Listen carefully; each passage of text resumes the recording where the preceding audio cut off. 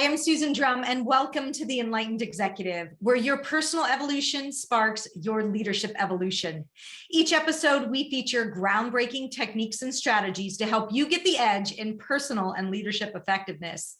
This episode is brought to you by Meritage Leadership. At Meritage, we strengthen leaders and empower teams to achieve high performance. Go to meritageleadership.com to learn more. Today, we're focusing on the art of failure and what an entrepreneur or team leader can learn from their greatest challenges. And I'm delighted to introduce my guest, Omar Zenhom. Omar is the co-founder and CEO of WebinarNinja, a software platform for teaching, not meeting. He's also the host of the popular podcast, the $100 MBA Show. With over 1 million webinar attendees to date, WebinarNinja has grown rapidly since its founding in 2014. And the $100 MBA Show consistently ranks among the best business podcasts in over 30 countries with over 100 million downloads across 1,400 plus episodes. An educator at the secondary university level for over a dozen years, Omar has decided to apply his natural passion for teaching and learning to the business world. So welcome, Omar. It's good to be here, Susan. Thanks for having me. Well, I had a wonderful time on your podcast last year, and I'm happy to have you with me here today. Love to hear a little bit about your entrepreneurial journey. And since we're focusing on what can we learn from failure, to hear about some of those stumbles, missteps that maybe actually were blessings in disguise. Yeah, totally. For those who don't know, I grew up in the US, born in New York. I live in Sydney, Australia now. And growing up, my parents are immigrants from Egypt. My dad was in sales.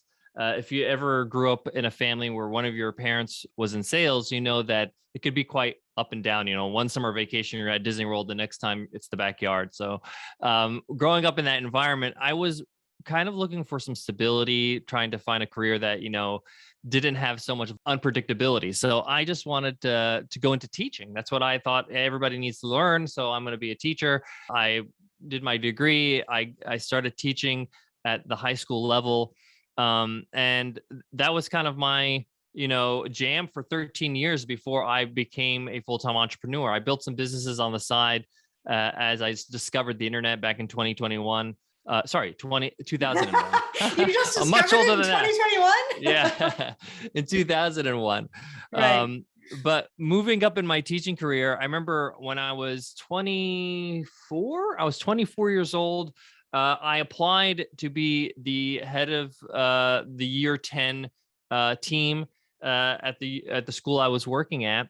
And alongside me, who was also applying for this job, was a good friend of mine now, Gus, and he got the job and I didn't. And look, in hindsight, it made total sense, obviously. But at the time, I was very disappointed because I really wanted the job.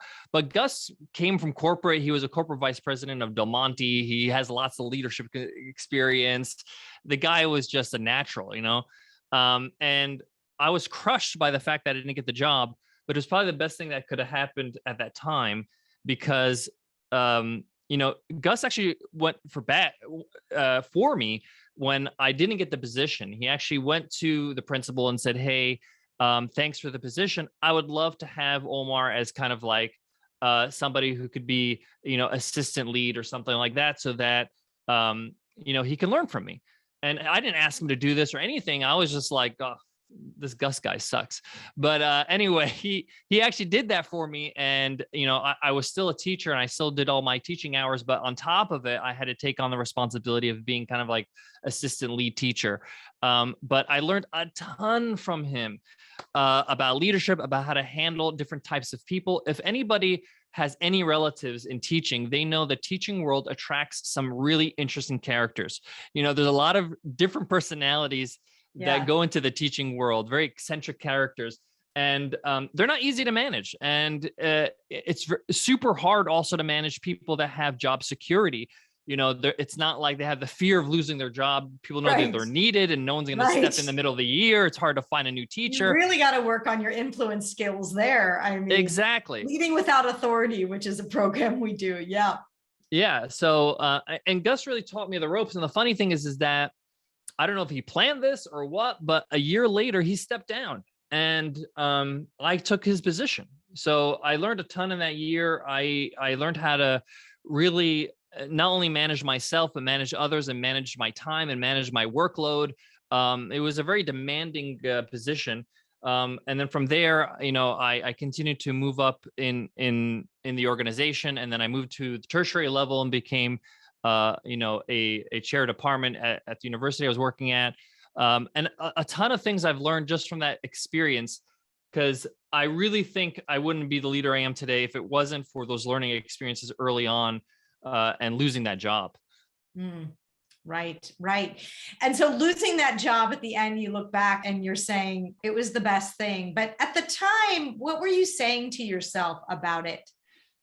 I thought, I look back at my mindset back then, and I'm embarrassed, really. I'm embarrassed at the things I told myself. And it was really pointing the finger at other people. It wasn't really saying I need to be better. It was more like, oh, they went with the easy choice, or, of course they went with this person because he's older or whatever. I made up all these excuses, but the real reality is Gus was the better person for the job. He was well qualified. He did it effortlessly. And I actually learned that in that year where I was kind of being groomed by him. And I realized, oh, this guy's actually very good, much better than I am, and the thing about being an entrepreneur, about being somebody who would start a business, you have to be a little bit delusional sometimes to believe in things that other people don't, so you can actually get it started. But you should have a healthy dose of that, not completely delusional. So I've learned over the years that usually if things don't go your way, you are the person that is to blame. And it's not, I don't want to say blame, but you're responsible for the outcome, meaning that when you're responsible for something, it doesn't necessarily mean it's your fault. It means you need to take responsibility for what happened and how to move forward and the next steps, and to learn from it, like we all should. But in the moment, obviously it hurts and it burns and it feels like, an injustice has happened. But at the same time, you have to realize, okay, how can I use this to my advantage?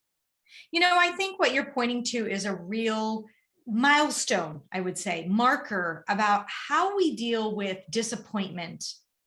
How do we deal with our dreams being dashed? And what do we say? Do we blame others? Do we go external? Do we blame ourselves? Or is there a different mindset altogether? And I notice as leaders mature or have been doing the work, the more they are at peace with things like this. Now, it doesn't mean you can't continue to work, but they don't do either extreme. They don't blame themselves. They don't blame other people. They say, what is here for me to learn? And as an educator, I would assume that's what you really got a dose of that year. Yeah. And I think that looking back at it, I was incredibly lucky that Gus saw something in me to even entertain the idea of, training me and helping me and seeing me get better. What would you suggest to an up and coming leader when they think about how they need to flex their leadership based on the person? Yeah, I think if you look at your team, what I found in my own experience, it could be different for other people, is that depending on the talent level of your team, they're going to be managed in a different way. Some people need a little bit more hand-holding than others. Some people, they need more autonomy. Some people, they actually want everything to be prescriptive. So you have to know who you're recruiting in the first place. So if you are the kind of person that don't like to micromanage, you just want to tell people run with it, and you just tell them how to do, I need you to do this, and you don't tell them how to do it, they just pull it off. You got to hire somebody that can do that. You can't just expect everybody to do that or to be like you. This is a mistake I made early on in my career, where I just thought, oh, everybody's autonomous and everybody wants to kind of just run with it and have ownership. No, a lot of people are just like, I don't want to screw this up. I don't want to, do the wrong thing and make the wrong decision. And I was getting frustrated. I was like, I got to make every little decision for them. What's wrong with this person? Just get on with it. And then I realized, this is not their way of operating. I need to find somebody who does want to operate like that, who is autonomous, that wants very little direction. So a lot of us can save a lot of headaches and gray hairs if we just spend a little bit more time and be a little bit more deliberate when it comes to recruitment and hiring the right people for the right jobs. For example, if you're hiring an executive assistant or a VA or somebody like that's going to be on your team, you need somebody to be able to make decisions without you being involved, or they could be at least trained and has done that before, has a track record of doing that, because otherwise you're going to feel like this person's redundant. Like, I'm making all the decisions. The point of this person is so they take time and effort off my plate. So I've learned that, you need to really be mindful when you're recruiting who you're hiring. And I'm not interested in like what they say in the interview. I'm actually more interested in what they've done in the past. History is a good indicator of what they're capable of doing. It's not saying that you don't judge potential, but it's very hard to bet on somebody if they haven't proven they're able to do something. Yeah. So I think asking questions that show that background around making decisions, or who do you like working with? Where have you been frustrated in working with people in the past? Why were you frustrated with them? And you listen for the answers. Were they frustrated because they felt micromanaged and they prefer to be autonomous? Or were they frustrated because they felt like they didn't have enough guidance? Well, to your point, then there's your answer. Then this person's going to need a lot of guidance. I think asking people about their pet peeves is a great way to understand what it is that you're going to be dealing with, because whatever their pet peeves are, they're coming in and they're bringing that to the workplace, right? Yeah. And one of the strategies that has helped me when I interview is that I actually want them to tell me a actual real story. And I'll stop them midpoint. If I ask them, like, if you ask a question like, can you tell me of a time where you disagreed with a colleague and how you handled that disagreement? They'd be like, well, usually when I don't want to hear about usually. Sorry, I'm sorry to interrupt you, but I want you to actually tell me a time. Like, one time I disagreed with my colleague because we wanted to put our social media icons on the bottom of the page, and they said that that's a horrible idea.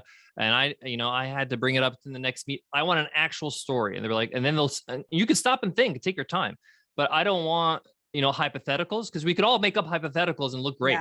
Yeah. So give me an actual story is something I often have to stop and ask them to do a few times in an interview, because it's just not natural. People don't think they actually think of that real examples. Yes. So well, share with us a little bit more your journey to entrepreneurship and what some of the failures that you experienced along the way. Yeah.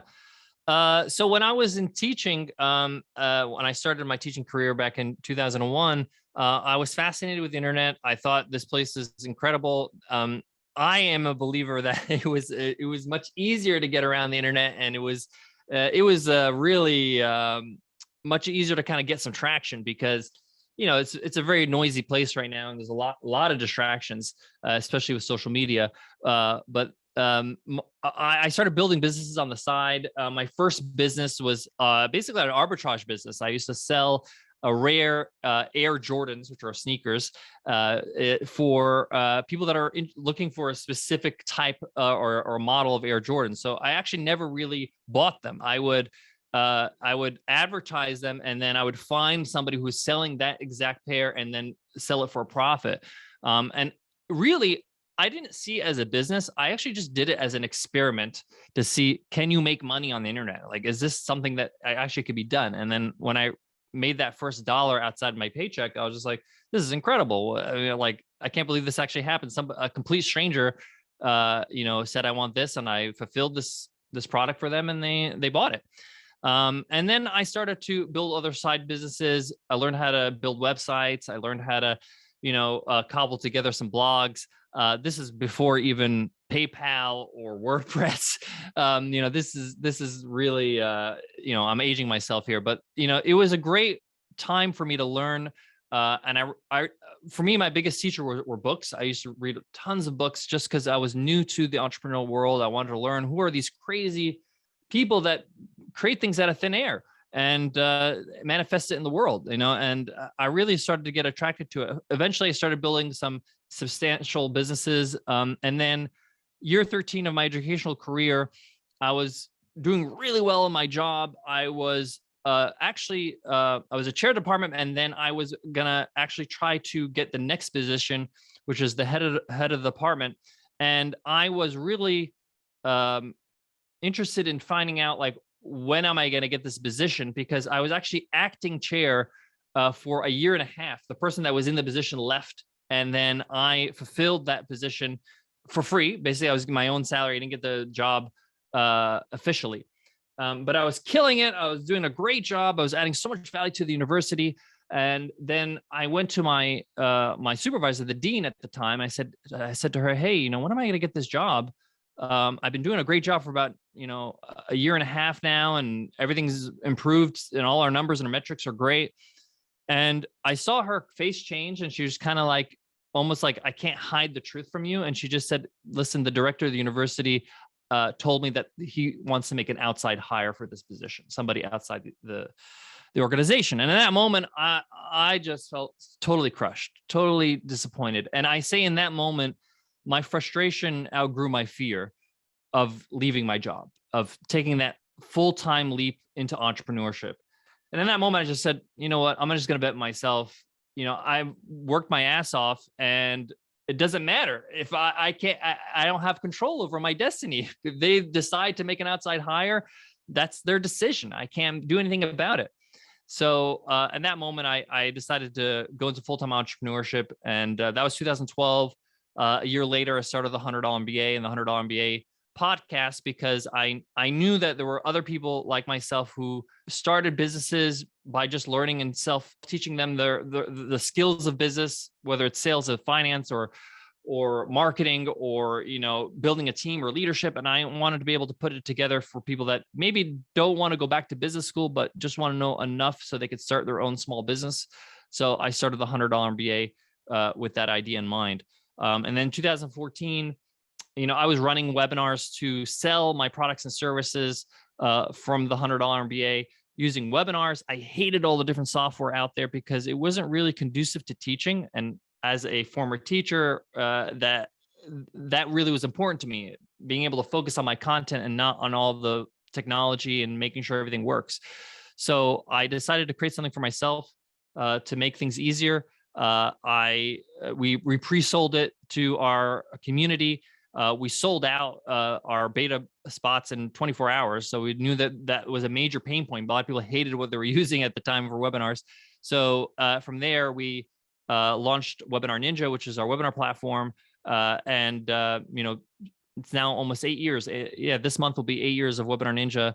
And we've had over 15,000 users. It's been an incredible journey growing a software company alongside my podcast. And I've learned a ton. If anybody's ever worked in software or built a software business, they know that it's a hell of a ride. But at the same time, there's a lot of mistakes that you learn. Well, so let's focus on those. So in entrepreneurship, what, you know, either of those experiences of the podcast, starting the podcast, what failures did you experience? So with the podcast, a lot of people don't know that before I started the $100 MBA show, we started another podcast. It was an interview podcast, and we did it for 46 episodes, but it wasn't getting any traction. We weren't getting that many downloads. I think on a good day, we would get like 400 downloads on an episode, you know, and that's good and all, but we were looking to, you know, get more traffic than we were currently getting in our blog.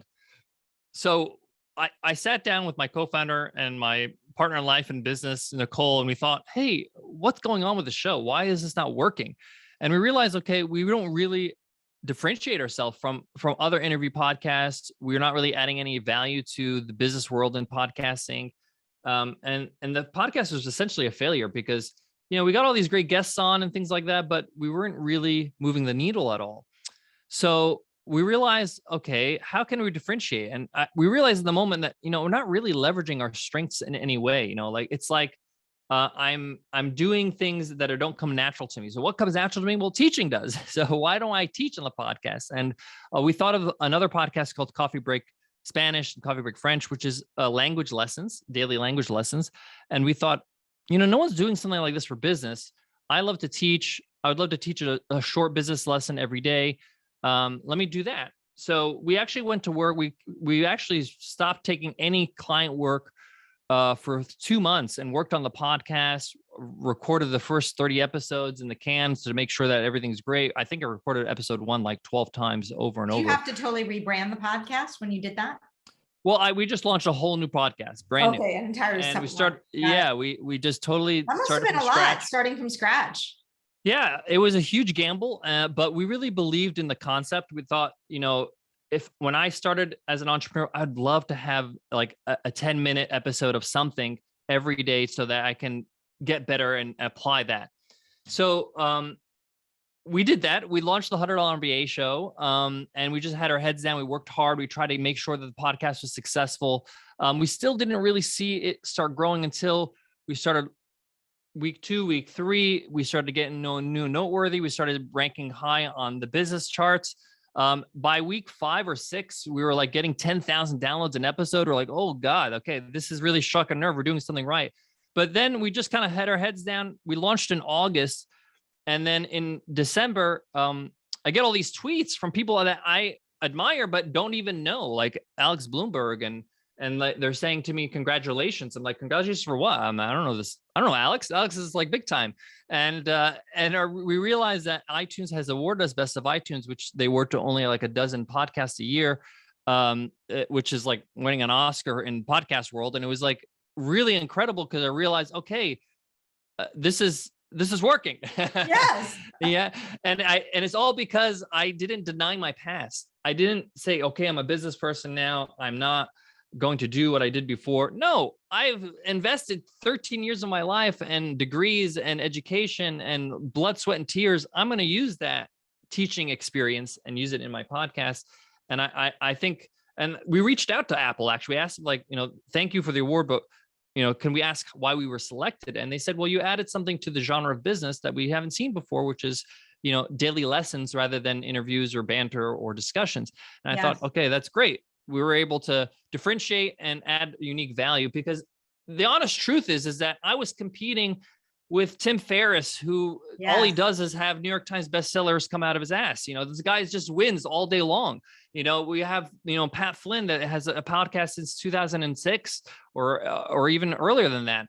Same thing with Jordan Harbinger or Entrepreneurs on Fire. These guys were just like killing it. I'm like, how am I going to differentiate and stand out from that crowd? So I'm glad that I didn't like look at my past and I learned from a mistake and say, hey, let's focus on what we do best. Taking the gamble to follow your heart and seeing it pay off was massive change. But I think also the ability to let go of something that's not working. That's another thing I heard you do. And after you've already invested a lot, right? And I think a lot of people would keep pouring, well, let's just try to keep making this better and better, but you just cut the strings and moved on. How long did it take you from the time you started till you got that award from Apple?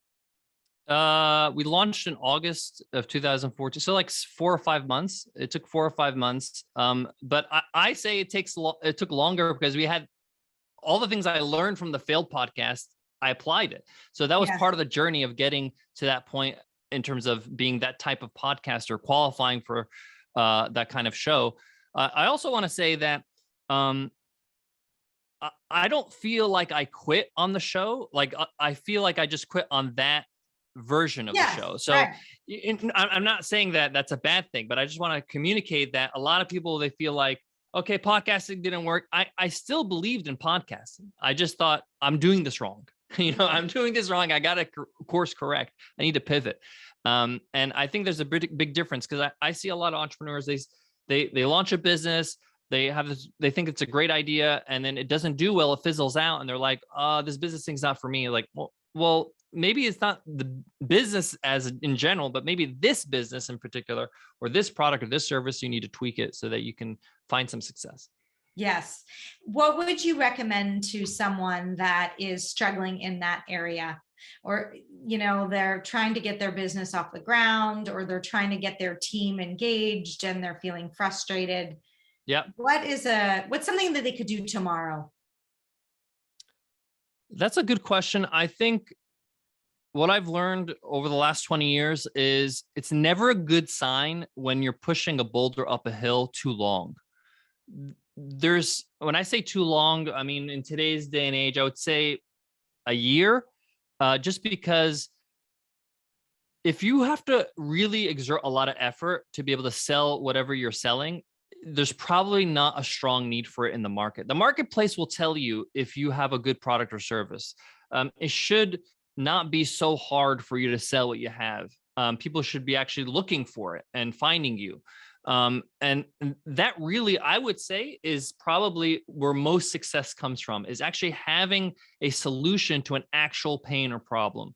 If you have something that's lukewarm or may not do so well in certain times of the economy, it's not worth all the hard work and effort you're gonna have to put in for years to build a successful business. So it's really important for you to validate your idea in real world examples. I'm a big believer in actually having a transactional validation. What does that mean? I mean, don't ask your friends and family, would you buy this? Actually sell it to them. Say, hey, do you like this graphic t-shirt? Great. Could you put down an order for $25? Can you Venmo me $25 or PayPal me?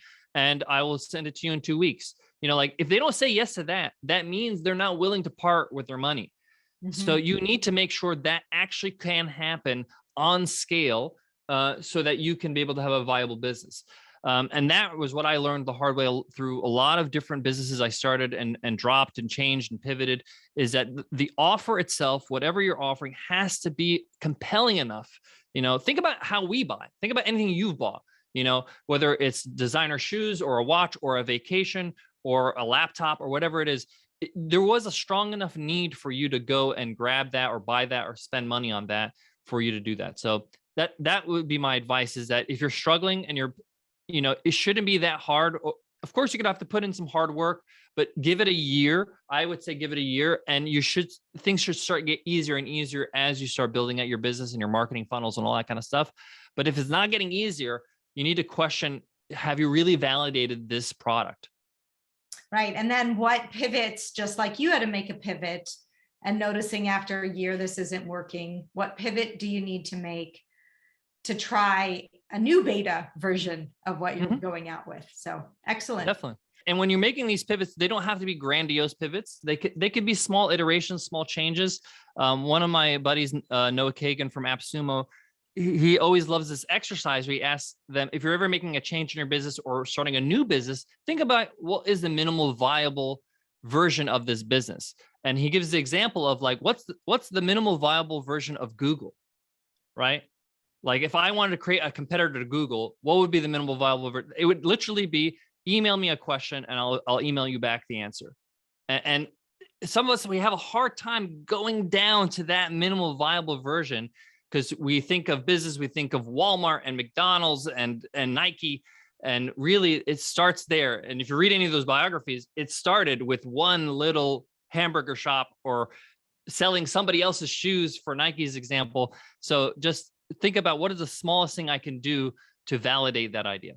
Yes, absolutely. Well, this has been fascinating to hear your story. Thank you for sharing. And I'm curious to know where people can learn more if they want to be following you on your journey, the $100 MBA. Sure. So if you love podcasts, we're on every platform. You can just search the $100 MBA on your favorite podcast app. If you're interested in running webinars, live events, courses, you can go to webinarninja.com. We got lots of free materials and courses and blog posts for you to check out to get started if you're looking to sell your content online. Awesome. Thank you. And if you like this episode, you're not going to want to miss my interview with Jonathan Kaiser, who shares his concept of practicing selfless leadership to help entrepreneurs build trust and create brand loyalty. Thanks, Let's Susan. lead the way. Hope you enjoyed today's episode, and I'd like to point you to the next important step. Hit the subscribe button and the bell to get notified when we release new content. I'll see you on the next episode of The Enlightened Executive.